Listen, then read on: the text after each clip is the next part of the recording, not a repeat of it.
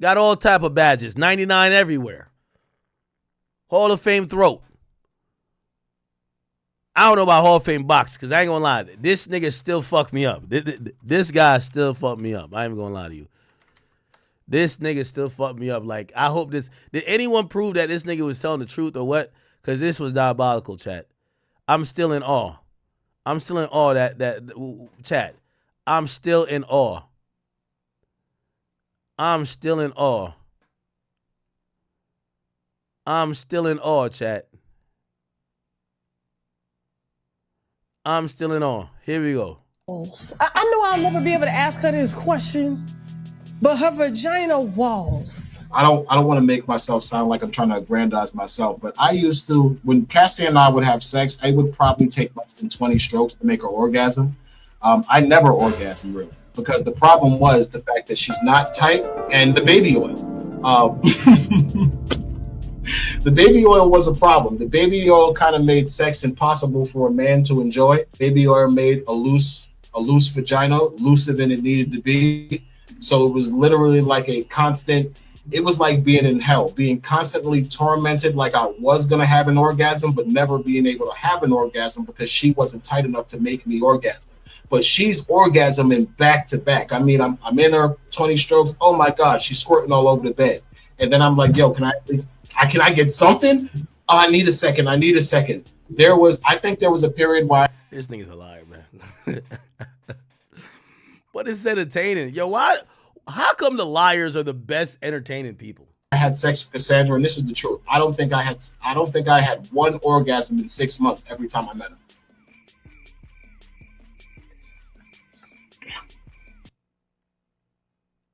Cassie walls. I know I'll never be able to ask. They didn't put you or Rico on the stand.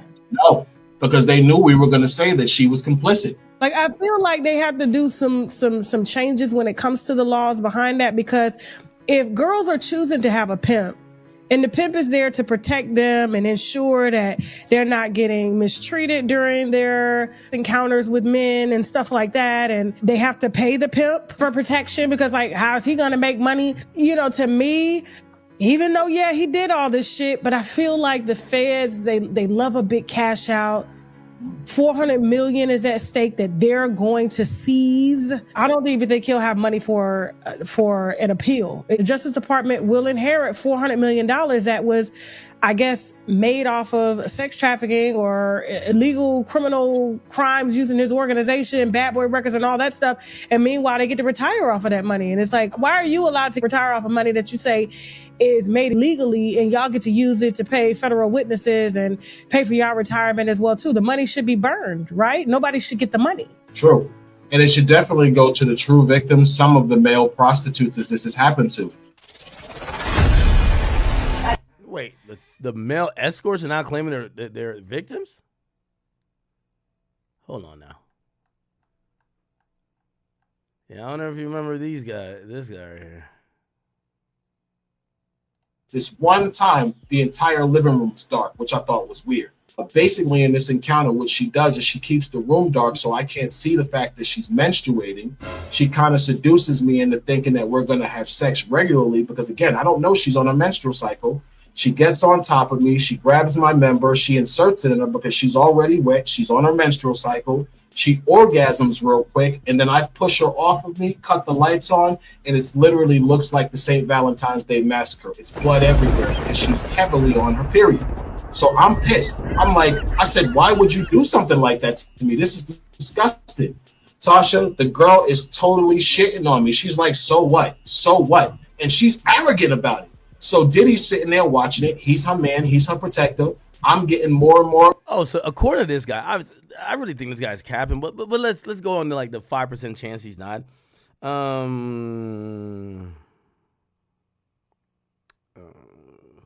Yeah, all right, let's go on the 5% chance he's not.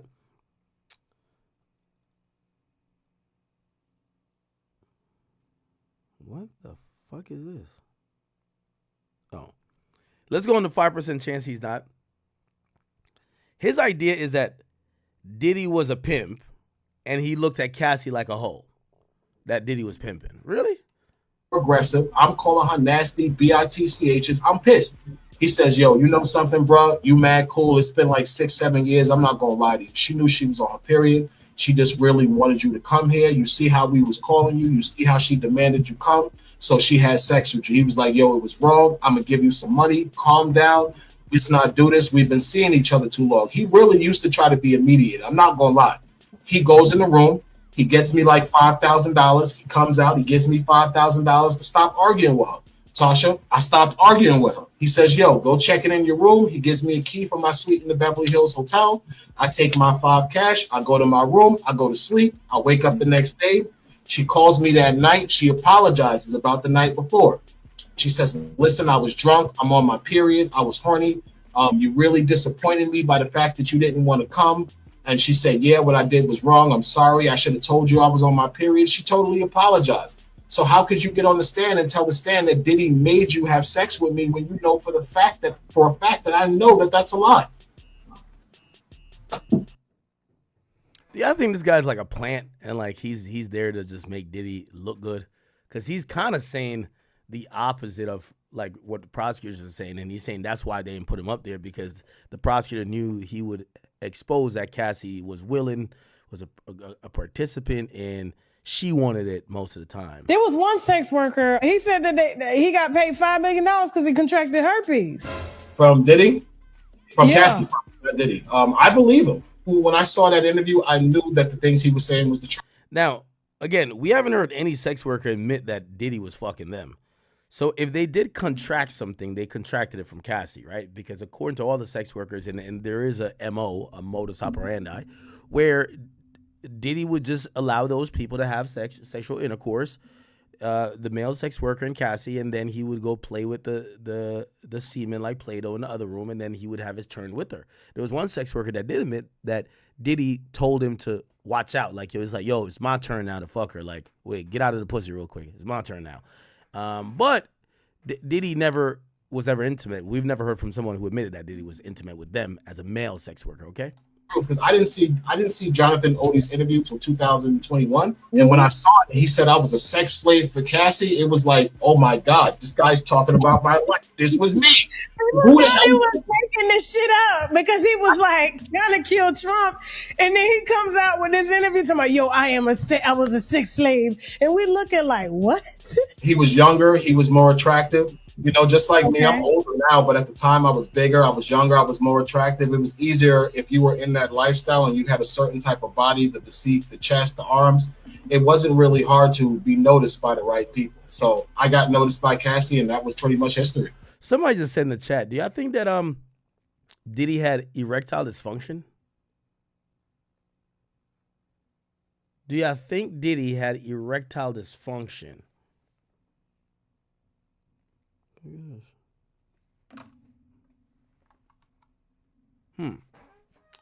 By the way, I was watching this, and yes, we're still going through jury instructions. I'm waiting for some more tweets. Don't you worry. We're doing all hands 360-degree coverage of this Diddy case, and we're gonna give you every portion of it. Oh damn! Look at Lauren. It's day 26. All right, Lauren. All right, shorty. Yo, Chad, I might have to put that shit on. I'm about to meet her today. I'm about to put that shit on. I'm playing. Dr. Umar wouldn't approve. Dr. Umar. All right, let me see. What am I trying to Google here? Real life street stars. Okay. So the Punisher claims that he got erectile dysfunction because he said, and like, I want real niggas, but also, like, you know, obviously my chat queen's in here to chime in on this. I was watching this last night. I was in here like trying to clean up a little bit and not stream. What he said was he felt he developed. He said that the situation with Cassie and Diddy helped contribute to why he had erectile dysfunction. So he developed a case of erectile dysfunction, and it came from, he said he was always drugged up during sex. And he even admitted, he said, yo, all these like performance enhancement pills that he would take, number one, he couldn't nut. I'm being a little bit crass here, like, but I'm trying to keep it on some shit that makes sense. He said he couldn't orgasm because he was always jacked up on pills, and he was taking pills so much that without pills he couldn't he couldn't get an erection. Let me have him explain it for a second. Nah, so the way it was set up was she testified before me. So I was involved in stations and I'm on the phone and I told this circle of dudes from my gym on a group chat that it happened. This is on trial. I'm testified. I was investigated for what I really thought. I thought maybe he was like licking it. You know what I'm saying? That's what I thought, right? So he's going back to, he said there was specific instruction on how he had to come on her. All around the outside. And the reason why I suspected it was it was like mandatory that I had to finish each session orgasm. And it had to be specific. It has to be all around the outside of her vagina. You know what I'm saying? And what made me kind of figured something was going on with it. And honestly, what I really thought, I thought maybe he was like licking it. You know what I'm saying? That's what I thought, right? But I don't know. I didn't see. That's what I thought, right? But the cue was I would do it. And so, mind you, I told you, all the couches are covered in sheets. We start wearing towels. And when I would finish, she would never wipe off. He would get up, walk out the room. She would follow him. And she would follow in a way to make sure it doesn't come off. So I suspected something, but I didn't know it was the nipple lathering type. Okay. We have the tweets. We have the remaining amount of tweets until the judge like dismisses people. So let me get through them right now. So the judge says, any notes that you took are only for you. No outside reading. You're to consider only what was presented within the four walls of this courtroom. You may not communicate about this case, including on X, Instagram, or YouTube. If you see this, tell my deputy. He says, don't be swayed by the bias, including implicit bias. These hidden thoughts can impact what we hear, see, and how we remember it. You will now retire to consider the case. Each of you must decide the case for him or herself. After deliberating, your verdict must be unanimous. If you are divided, do not report the specifics. Your foreperson will send out any notes, any verdict. Any communication with the court should be in writing. The alternates do not have to be there, but have your phone number to my deputy. You may be called to replace a juror. You will be called when a verdict is reached. The alternates are 234, 230, 247, 292, 321, and 330. Those in the top row. The judge says, do not read any news report about this trial. If there were to be any, please accept my heartfelt gratitude for your service over the past 2 months. And even more, my deputy will provide my personal contact info. I could give you a tour of the courthouse. The alternates now leave. The judge says, here's the verdict sheet.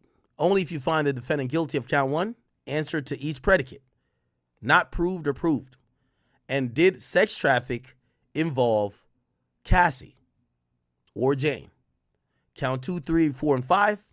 We need to hear not guilty or guilty. The judge says from now on, your schedule is on your own. You will be provided with meals. Now the marshals will swear you in. They get sworn in. Now the jurors can head back to the jury room, and I want all to rise. AUSA Johnson says, we object to the inclusion of the subject lines of the BlackBerry messages like I'm so horny. Wow, this is like the 10th hour objection. Wow. Estavio says it's common for exhibits to include subject lines. BlackBerry messages are more akin to emails than to text messages. Judge says, let's have only neutral lists go to the jury. I'll trust the parties to provide an appropriate laptop to the juries. I'm going to stick around for a bit, but we may stay here for as long as they wish to deliberate. At the end of the day, we'll bring them in. The judge says, I appreciate the congeniality on both sides in this case. Anything more before we adjourn? Comey says no. Can we go to another floor of the courthouse and talk, I guess? The judge says, just give us your cell phone numbers. Adjourned. Okay? So we are now in deliberation. Okay? The jury will be deliberating. This could take any amount of time possible. Okay, here we are, Matthew Russell Lee, Inner City Press, here at the Southern District of New York Courthouse. Today, Monday, June 30th, 2025. It's day 33 of U.S. versus Sean Combs, including the possible verdict today. I mean, deliberations will begin. Whether the verdict is today, we don't know. Jury instruction will be read by the judge. It wasn't put into the docket, which is kind of unfortunate. And then deliberations will begin, and at any time. Now, I'm assuming that there'll be some notes, and we'll be obviously live tweeting that. The notes that come out. Often then there's a negotiation of how to answer an oral question, legal question. And sometimes they'll ask for testimony, and then they got to go and redact it. Hopefully they've done a lot of the groundwork for this, because they're facing a deadline, as, and we'll get to in a moment, as with the quote-unquote, and I'm putting it in quotation marks, big, beautiful bill, there's a deadline. Now this deadline, whatever, July 4th is a holiday, so if the Diddy jurors do not reach a verdict, they'll just have to be coming back on Monday. They could conceivably come in on Thursday, but I don't know. I don't know if we'll get that long. Let's transition. Actually, no, it's still yet more on the Diddy docket. We put up week 7, the book, closings to deliberations. It's actually the longest one so far because there were a lot of words last week. 2 long closings, and we covered them, and we also have some analysis and some other case, but weren't. So check that one out. I think that's on numerous other crypto cases. Okay, here we. I want you guys to watch that a little bit, but let me see what's going on here. They have adjourned. So the jury is now deliberating.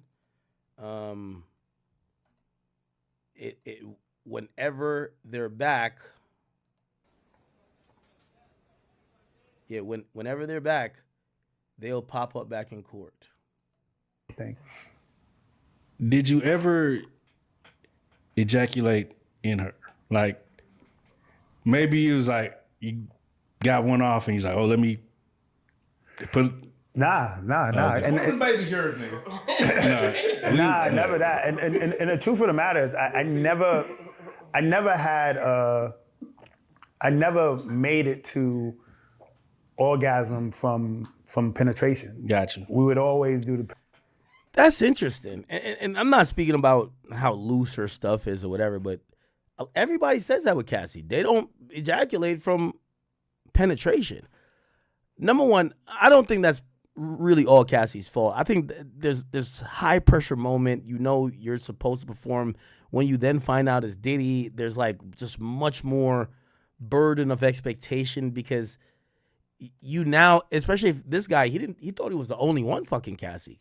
He didn't think Diddy had a bunch of other people doing it. So he's thinking that, yo, all the pressure is on me because I'm doing something that Diddy can't do. So it's very pressured, you know? Penetrate, because I was medicated up, man. I was on a bunch of pills. And I don't know if you ever over-medicated on pills, but you go numb. You can't feel nothing, right? So we would always finish sex, and then I would have to rub it out. I had to rub one out. So it was very direct. Huh? You seen Cassie off the natural? Or you said you was on the pills?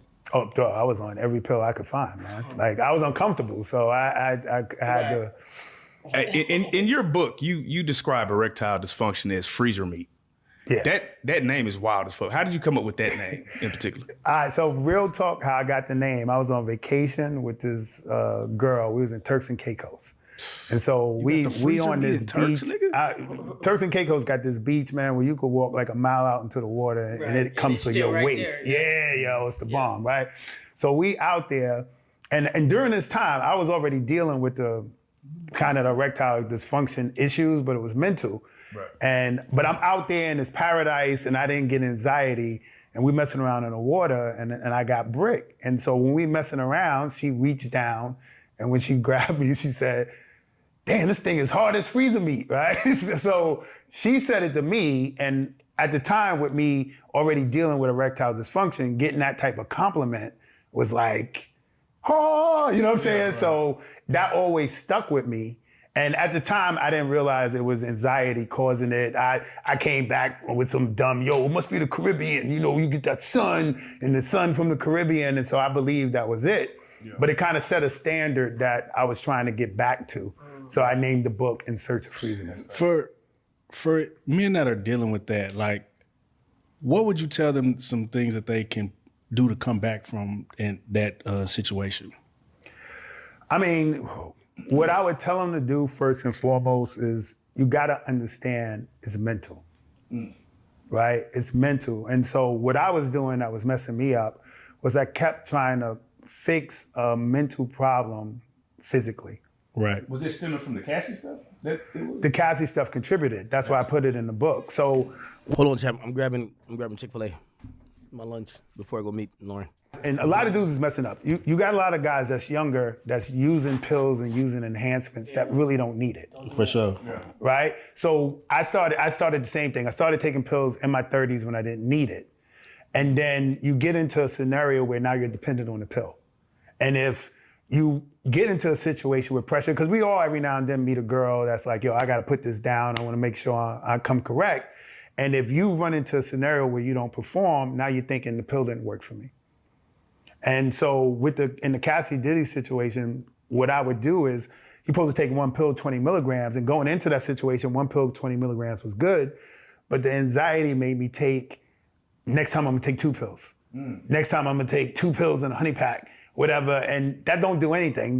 Your blood vessels can only open up for so much, and that's what pills do. So when you overdose on pills, it ain't working no more for you.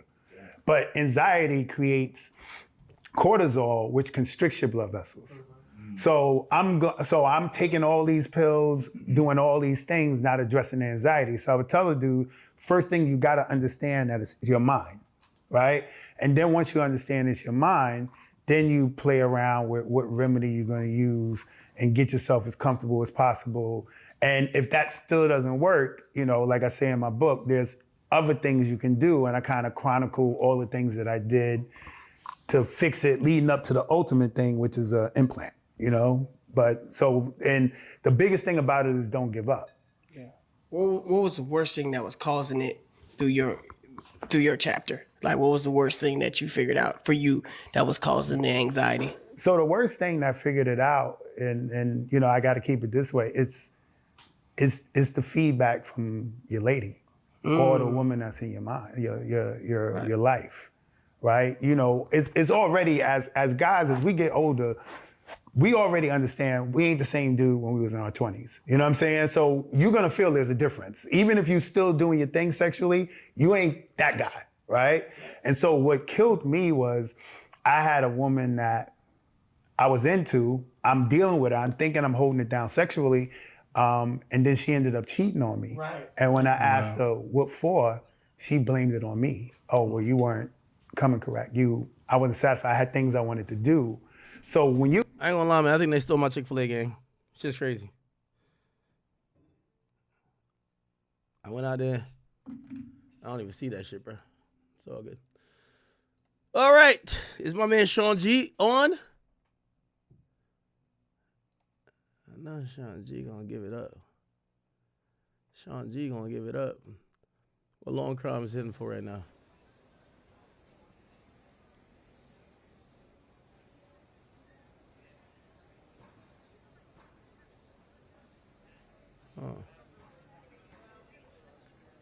We are on jury watch, chat. I think they're gonna probably opt to take lunch. I mean, they're adjourned, so it's like the judge says. And by the way, there's a timer here. The judge says they're gonna be sticking around.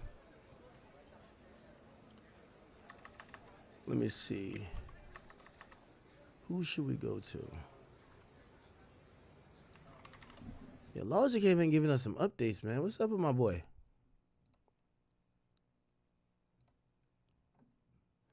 Okay.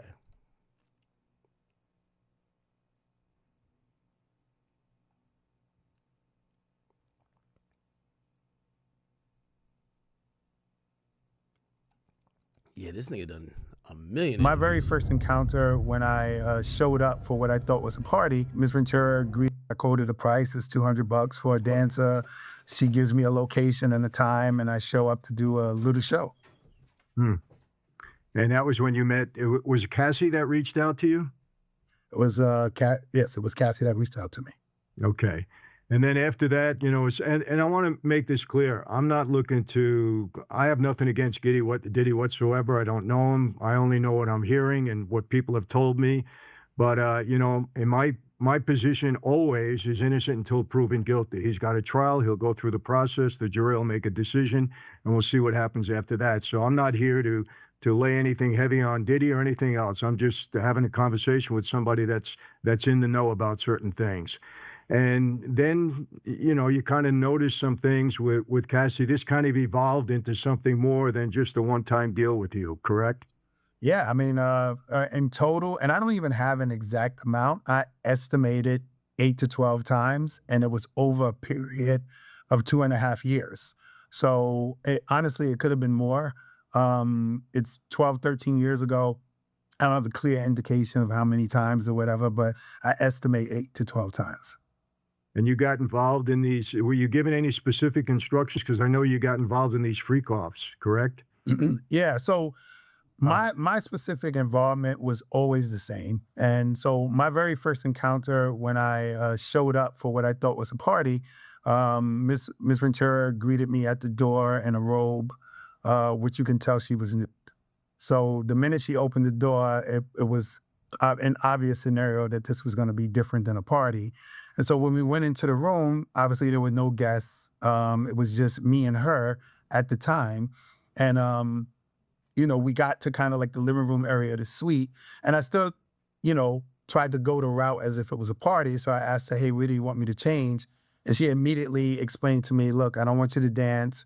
Me and my husband, we like to create a scene where we want you to change into underwear or a towel. And she pointed into the living room area, which was dimly lit, kind of a sexual ambiance. And all the furniture was covered with sheets. And she said, look, you're going to sit here. I'm going to be here. It was 2 couches adjacent from each other. And we're going to put baby oil on our body and create a scene environment. And at some point, my husband's going to come out to watch. And then she specifically told me, when her husband comes out, I'm not supposed to look at him. I'm not supposed to acknowledge him. I'm not supposed to speak to him. I'm supposed to do my best to act like he's not even there. And she handed me a handful of money.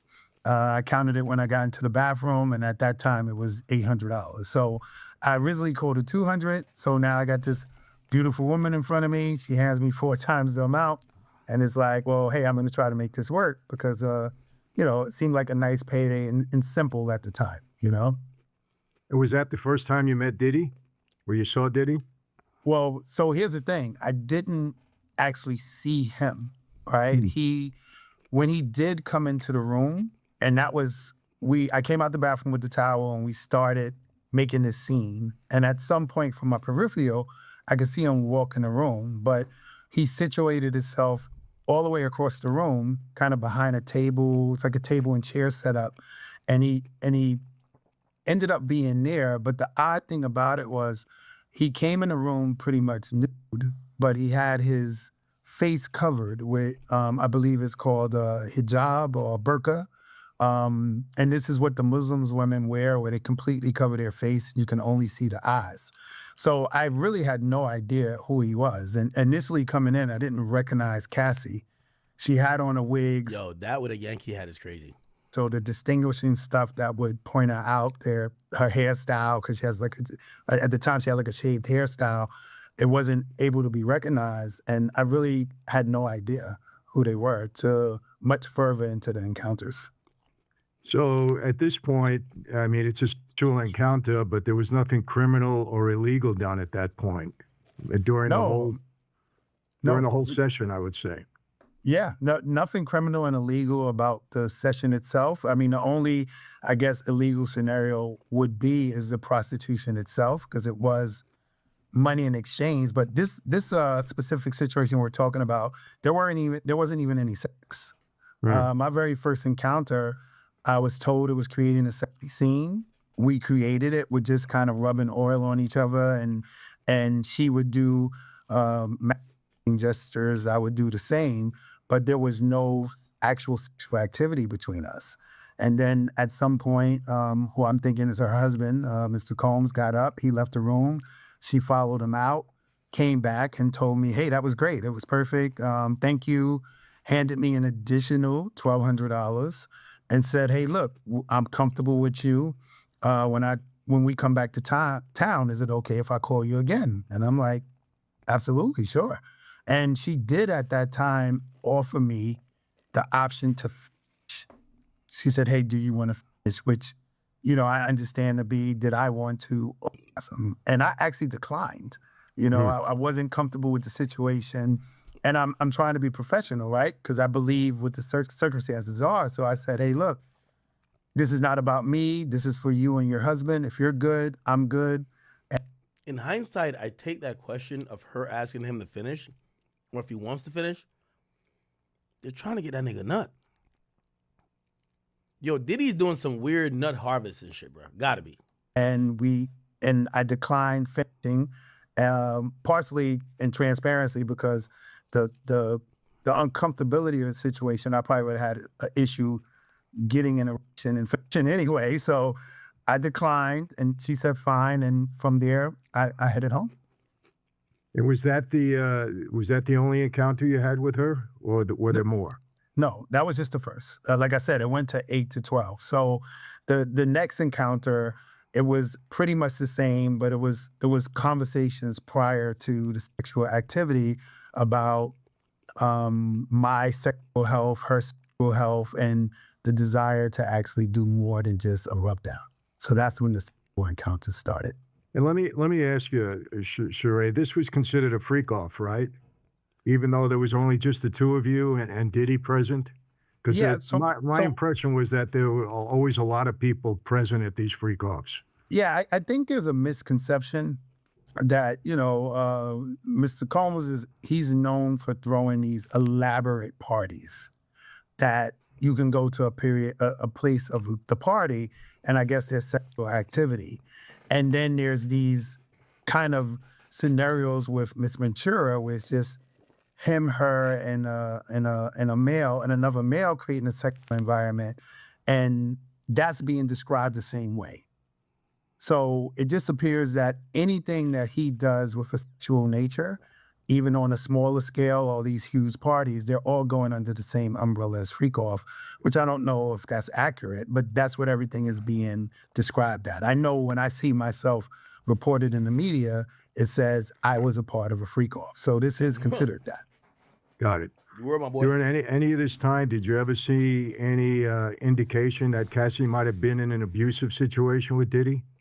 Not at all. Not at all. I always felt it was consented. I always felt everything was, I always felt she was in her right frame of mind. She didn't appear to be under the influence of any drugs or anything like that. And I never. It really surprises me that they brought this guy as a witness. Does he seem credible? Yes. Does he seem credible? Yes. But he's not really saying anything but, oh, okay.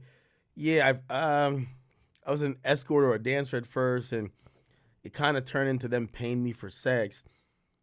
But he's kind of saying that none of those acts were non-consensual.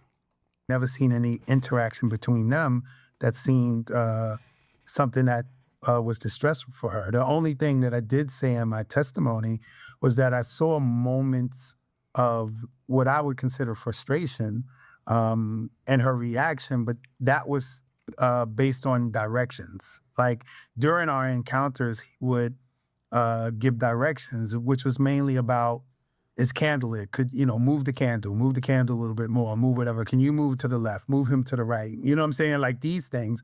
And sometimes they were repetitive and very specific. So I would see maybe like you know what I'm saying? Like that type of stuff, but nothing that would resemble her being in distress. Do you know if were these being filmed at all, or they were just encounters for his pleasure only? So I don't know. It was always in a dark room, and it could have very well been a camera or something set up, but nothing that I knew was present or that I consented to. I had no idea. Yeah, the reason I ask you that, because I think part of the allegations against Diddy is that he would have these films so that he can have a blackmail situation. And again, these are the allegations, not coming from me, that he would be able to blackmail if anybody were to turn on him. But you didn't get any indication of that. No. I could have very well been filmed, but I have no idea. Let me ask you, on cross-examination, how did the defense try to portray you? Did they try to beat you up at all? Did they try to discredit you? No, that was surprising to me because it was actually the opposite. They actually took a route of creating more credibility. So I guess once they heard my initial testimony, and I'm saying I didn't see any aggression, it seemed consented. The attorney, I think his name was Xavier Donaldson, he went the route of bringing up the fact that I've been a male entertainer for 25 years. And it's accurate. When you walk into a room as a male entertainer and it's a room full of women you never met, you have to quickly assess the room because you're trying to entertain them in a sexual nature.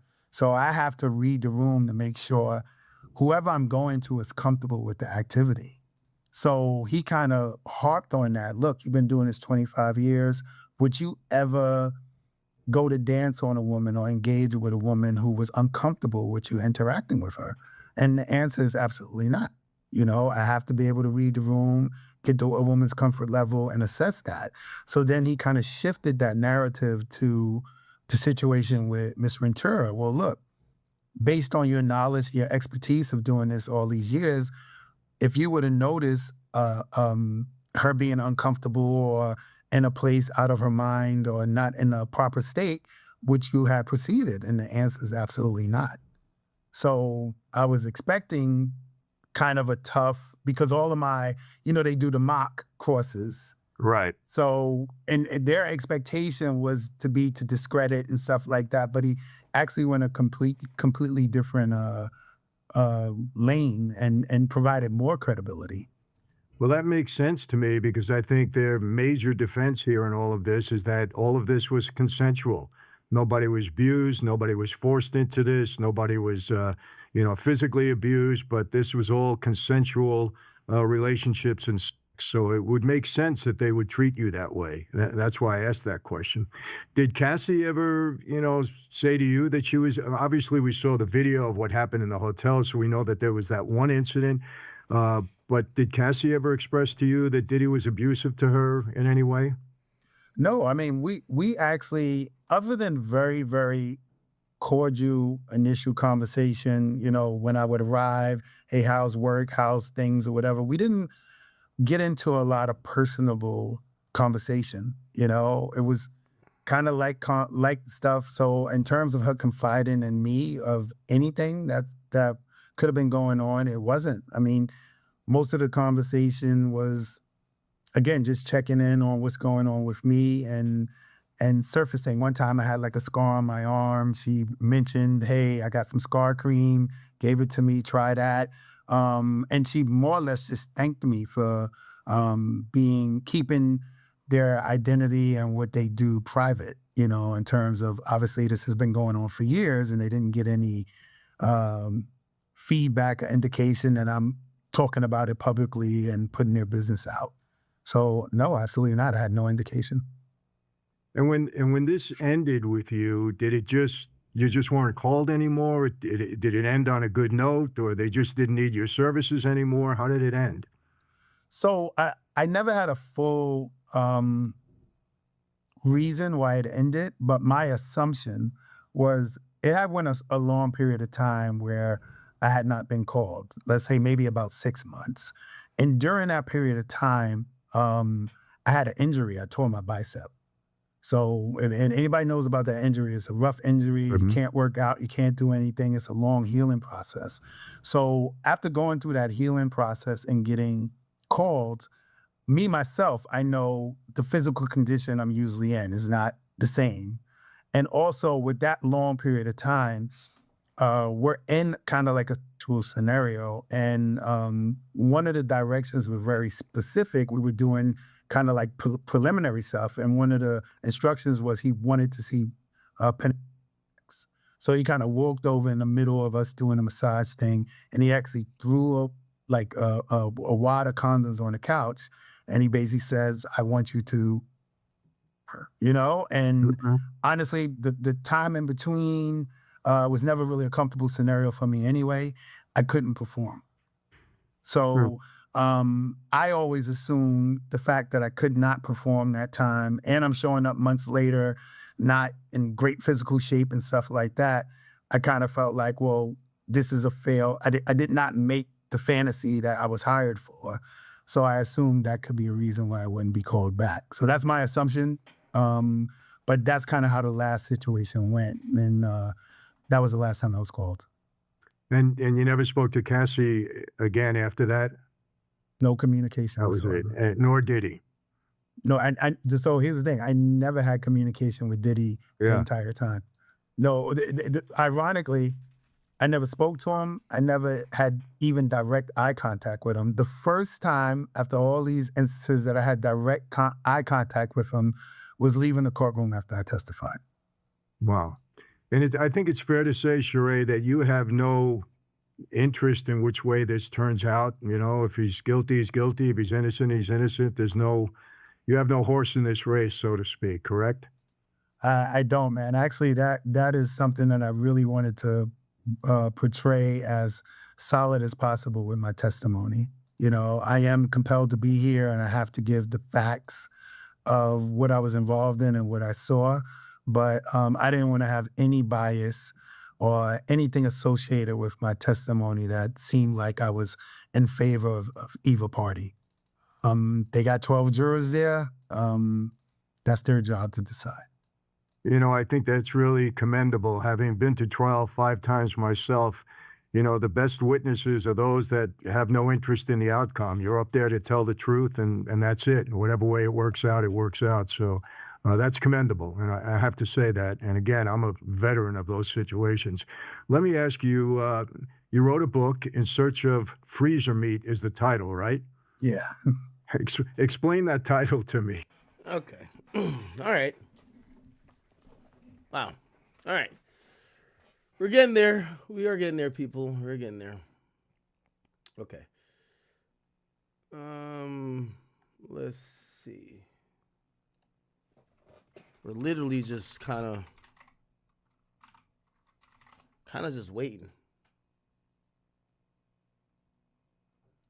Every single witness. Sean Combs purported